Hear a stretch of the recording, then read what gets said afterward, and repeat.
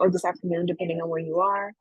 And really excited to get started. So I'd like to first welcome everyone to our rapid fire webinar on the 5 key environmental, social, and governance principles. Our session today is led by the wonderful Jennifer Foreman, who is the ESG program lead at Splunk.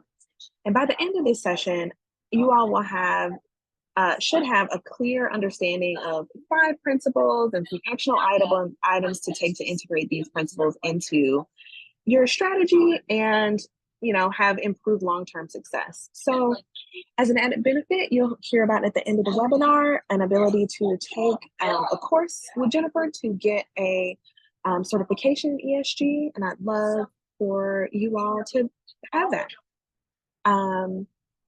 Pledge 1% is a global movement that inspires, educates, and empowers every company to leverage it as a force for good. You can learn more about Pledge 1% at the website on the slide, which will be sent to you as a follow-up to the event. So this webinar is part of our Igniting Impact series.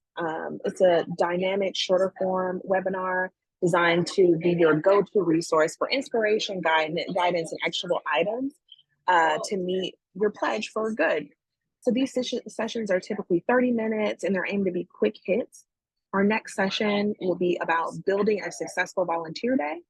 And we'll launch that in mid-August. You'll hear more about that in the follow-up to this event. In the meantime, you can check the events page to follow up for any of those updates. The following is the agenda. So before I hand the reins over, I'd like to go over the agenda and a few house rules. First of all, we love everyone, dogs, kids, birds, partners, but make sure that we're just going to have everyone continue to mute during the webinar. If you have any questions or comments, please feel free to add them in the chat as we go through, and a recording of this webinar will be sent out to all registrants. We're going to do a quick welcome, the presentation, and the Q&A in closing.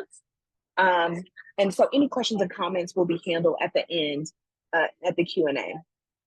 Additionally, it's important that you stick around to the end to take a quick poll so that we can continue to improve programming and delivery. Thank you so much. And here you are.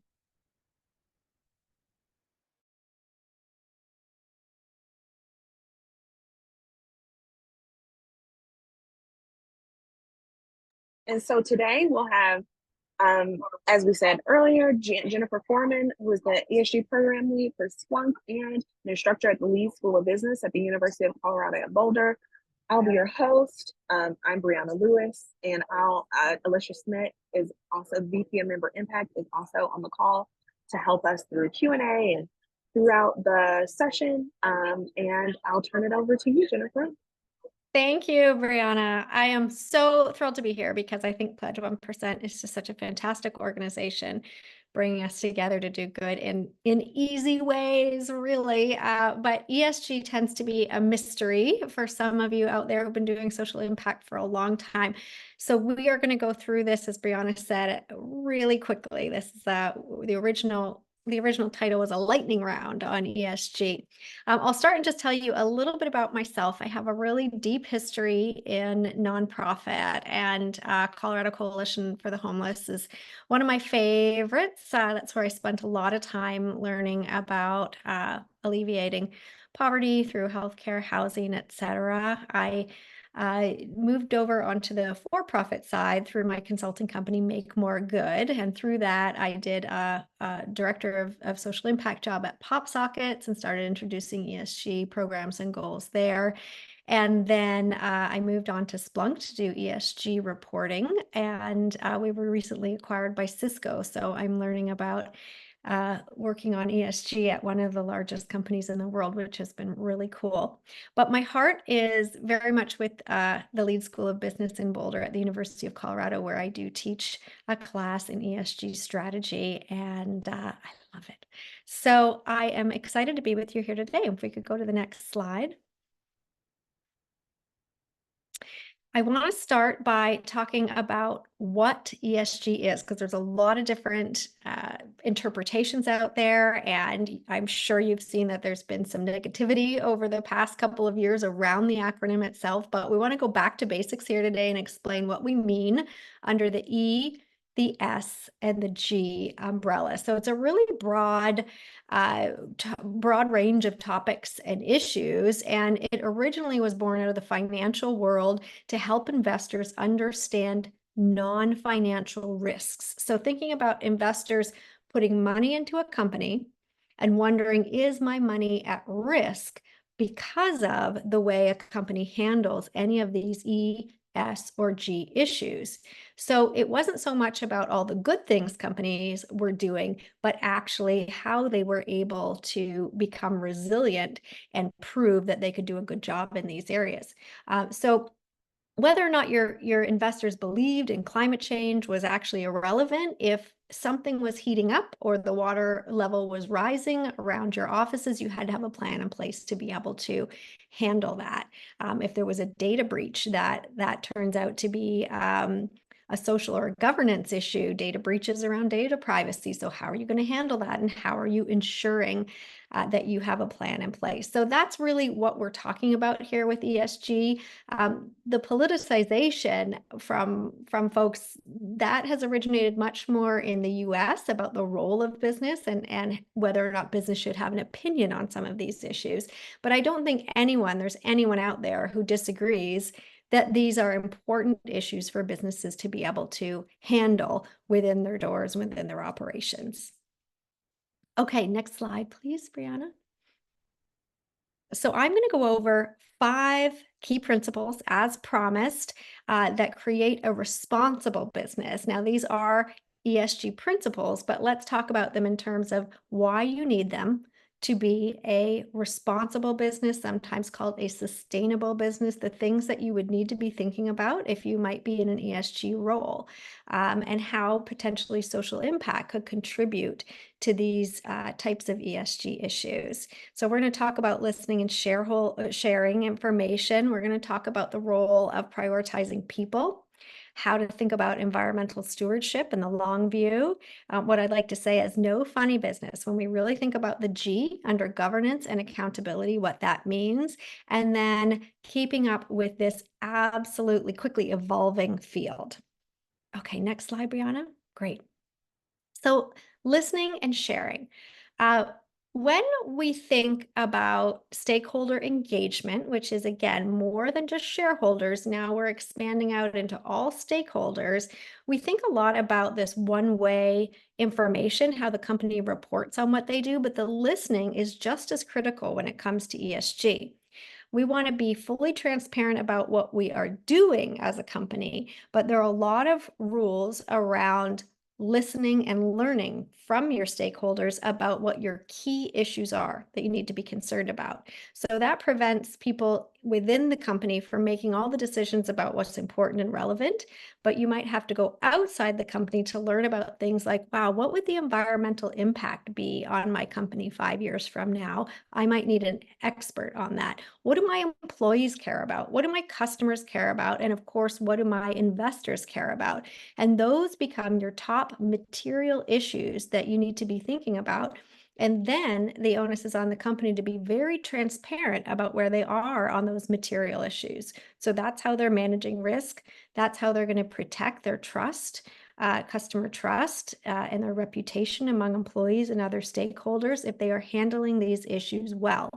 And we know now there's lots of data out there around how companies that handle these issues well experience more rapid growth and stronger revenue. It's also important from a regulatory point of view. You have to report on some of these things in a way that matches depending on what country or state you're in, the regulatory requirements. So I've also listed trends at the bottom of each of these that we're seeing. We are seeing a lot of digital engagement platforms come up so that it's easier to get all of your stakeholders' views before you start to put a report out. And instead of just a report, we're seeing lots of companies do ESG microsites now so that folks can get onto the site and find out, it's embedded within the company's website, all of the different pieces around ESG that they might be curious or concerned about or doing diligence around. Okay, so that's number one. Listen and share. Let's move on to number two, Brianna. Thank you. Okay, prioritizing people. This has always been important for companies. This is just the way we look at it through the ESG lens. How you treat workers, not only inside your company, but also externally, meaning anyone who is involved in the creation of revenue at your company. So we're thinking not just about the employee who might be there to do administrative work or factory work, but also someone who might be at Nike responsible for milling the yarn for the shoelace all the way through your supply chain. How are people being treated? So we want to think about their health and safety, their human rights, of course. We want to make sure that they are not being held against their will. That is still happening in many places, even in some places in America where their passports are being held. We want to think about how we're training people to meet the roles of the future. So that's your human capital management, and that's a risk. If things are changing within your company or within society, how are we going to make sure that we have the right human capital to match those challenges? And then, of course, what you do for your community around impact and innovation has always been important. But think about when you are a company, there's a risk if you are polluting a community or you are not embracing that community in a way that could be a risk to the company. So very important what we do around social impact in this area. And I did mention data privacy before. The big trend we see here is the volume of regulation around this, especially out of Europe. So if you have a European customer, and I spend some of my time at Splunk doing this, those European customers are going to be asking you, because they are required to tell you all about how you manage risks within your supply chain or risks around human capital. Okay, number three. Next slide. All right, so this one, taking the long view.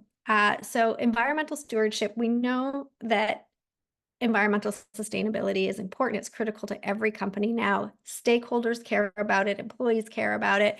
But let's think about it in terms of that long-term lens, risk management and resilience. Companies tend to think about their quarterly revenue and expenses and their stock price, this really quick, what are we doing this quarter? How well are we doing? But without that long-term view around the environment and how you're collecting data, how you're funding your environmental innovation, we could all be in trouble. And this is probably not a group that I need to explain much of this to, but even so, I work full-time for a data company, and when I think, well, we're not really big polluters, so we shouldn't have to worry about this too much, but the heat affects the grid, which affects data centers. And if it's too hot to run a data center, that is impacting your business, and it's a risk that you need to think about and figure out how your business can become resilient to that.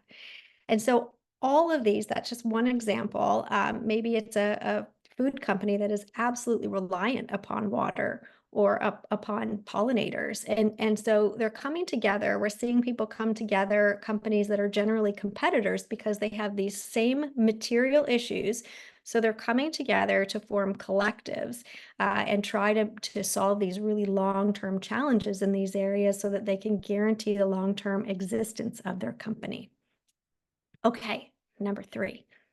Oh, I'm sorry, it'll be number four at this point. All right, governance and accountability. So this is the no funny business. This is sometimes the very quiet G in ESG, but is actually the foundation for everything that you do. How is all of this being managed? If your company does this and you are reporting on it and it's a material issue, how can investors or employees be sure that it's being managed and that you are going to ensure follow through on these commitments?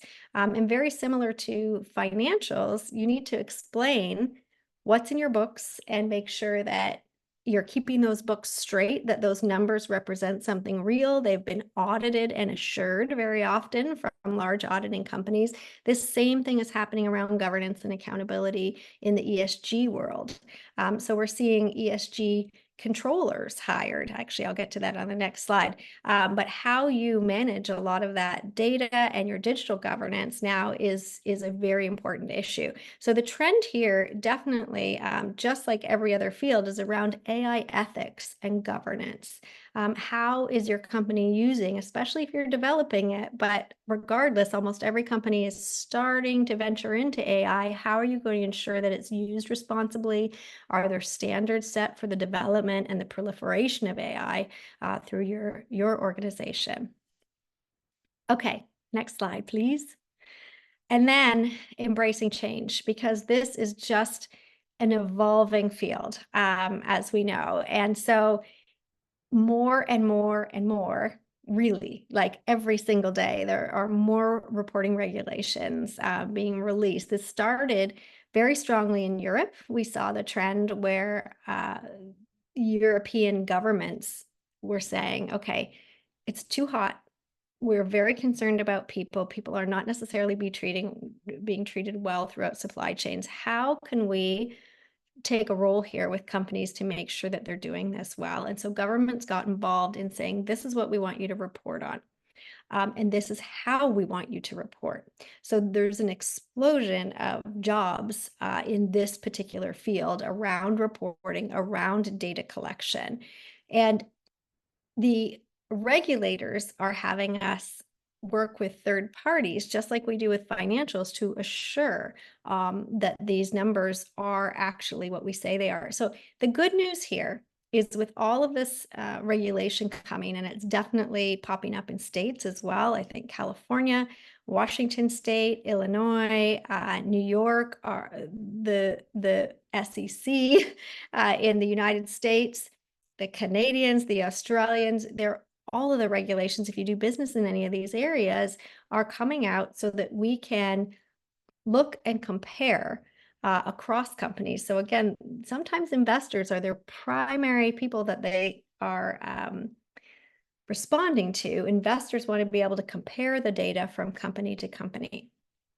So inside of a company, this is going to get fairly expensive to collect all of this data, make sure the systems for collecting the data that we report on are in place. And that goes to the human pieces as well as the environmental pieces.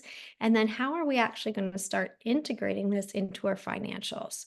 So what we see happening with ESG and the pushback is probably a positive when it comes to ESG. And don't shoot me down for saying that, but it's a positive because we're having to step back at companies and really take a look at what we say and what we do, what we report on, and how we report it, so that we're really true to what ESG originally meant. And maybe that means we're using different phrases.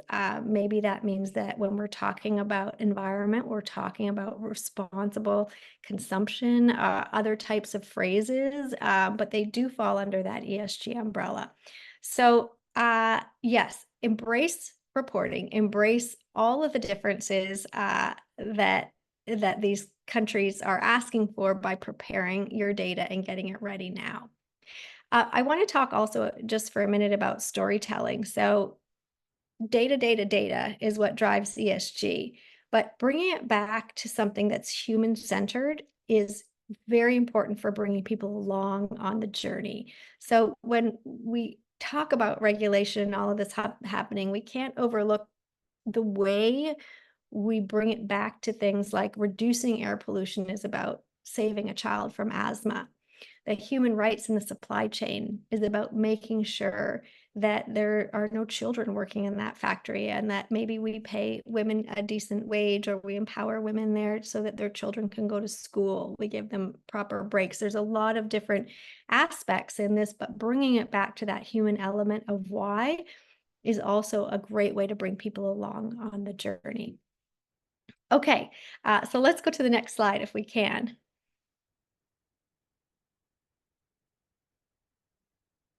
Thank you. All right. I tried to do that as quickly as possible. And while we're waiting for some questions to come through, so I left just a few minutes for questions. Shall I Yeah. chat about the certificate that I teach? Should I do that while we're waiting, or do you have Yeah, questions but folded? we have a few questions, but if Oh, you want to go ahead and chat just for a minute about those while we wait for other questions to come in, we can do it that way as well. sure. Why don't we do that? And then the formal part is complete. So these are the types of issues that we talk about in the certificate in ESG strategy at the University of Colorado. It is a 16-week program. We meet for 14 weeks, and we have 2 different cohorts running in the fall. And we've been able to get 10% off for everyone in Pledge 1, because I know those who belong to Pledge 1 are trying their best to make the world a better place. And I would love to have you join us to learn a lot more about these types of topics and issues that we have. And if you have any other questions, I'm sure that my information will be shared about the class. So yeah, we can go back to Q&A. How'd I do on time? You did great. We have Oh, we there's have my timer. a little bit of time at the end. Oh, I just want to. There are a couple questions that came through on the chat. We still have room for more. Please send them as you get them. I'm going to start off with the first question, which is relevant to one of the last things you sort of talked about storytelling. It yeah. is what are ways we can integrate storytelling into our strategy that go beyond an annual report? Yeah, and I think that this is really important, because what you put out in your annual report is very static. It's a one-time snapshot. And we talked about having all of the data, but also bringing in those human elements. I think right now, so I'll give a two-part answer. There's with the regulation, we're also seeing some green hushing, and people are being a little bit more quiet than they used to be, because if they make claims now, you might be in trouble or have a fine if you make a claim that isn't backed up. But that should not in any way slow down the storytelling. You have to watch claims, but you can be doing blogs. You can be really embracing social media, because that's where a lot of your future employees may be out there. So it depends. We have, I'm sure, a wide range of ages on this call, but some of us are not used to how powerful social media and influencers can be around this. And your influencers can be your employees, they can be your investors, they, especially at smaller companies, they can be your customers. But sharing the information that way is really powerful, and always bringing it back to that human element. So important. But I think we do see a lot of companies now doing blogs and then having a little snapshot for social that drives you back to the blog. Thank you. I think we have another wonderful question from Stacy in the chat. Hmm. It says, can you share a bit around what you feel like is the core minimum for IPO in terms of data collection and reporting? Yeah, core minimum. Well, you're asking someone who deals with this every day, so I'll try to just do a minimum, but it gets to be a pretty long list. You definitely have to fully understand your emissions, and emissions are divided into 3 categories: Scope 1, Scope 2, and Scope 3. You need to know about your Scope 1 and 2 emissions and be able to report on that. Absolutely. I think you really have to have great data on who your core suppliers are. Who are your main suppliers? Where does maybe 50 to 60% of your money go? What are you buying? And how are those suppliers in terms of ethics and compliance? And have a good understanding on that. So that's not necessarily data, but it's information. And you'll find that might not be too many suppliers. A lot of times, the bulk of your money is going to a top 3, 4, or 5 suppliers. So having a good understanding of that first level of your supply chain is really important. Um, Anytime a company collects data, which is very frequent. I mean, you think about maybe an airline, that data privacy piece is a key material issue. So they would need to understand just how much data they have and what their backup systems are, and be able to report that out. But I think starting just like public companies do, starting by surveying all of your stakeholders and understanding what the material issues are, start to point you in the right direction of what data you need to collect. If you end up with top 5 material issues, and if diversity, equity, inclusion is one of those issues, then you're going to need metrics around your staff and how you incorporate diversity, what your board looks like. But if that turns out not to be a material issue, maybe that's not as critical as your environmental, and then you would want to concentrate on that. I'm happy to talk further about that at a more detailed level off the call. Yeah, I think we'll do one more question and then we'll have attendees stick around to respond to the poll that we'll have at the end, and then we can end it. I wanted to say the last question that we have, unless there's something else. Sorry, there's a question in the chat, just real quick, From Brianna. Joni. Yeah, thank you, Alicia.